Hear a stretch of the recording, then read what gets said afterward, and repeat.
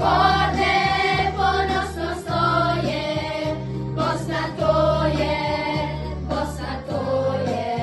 i bistre rijeke, zelene gore, i zlatna polja.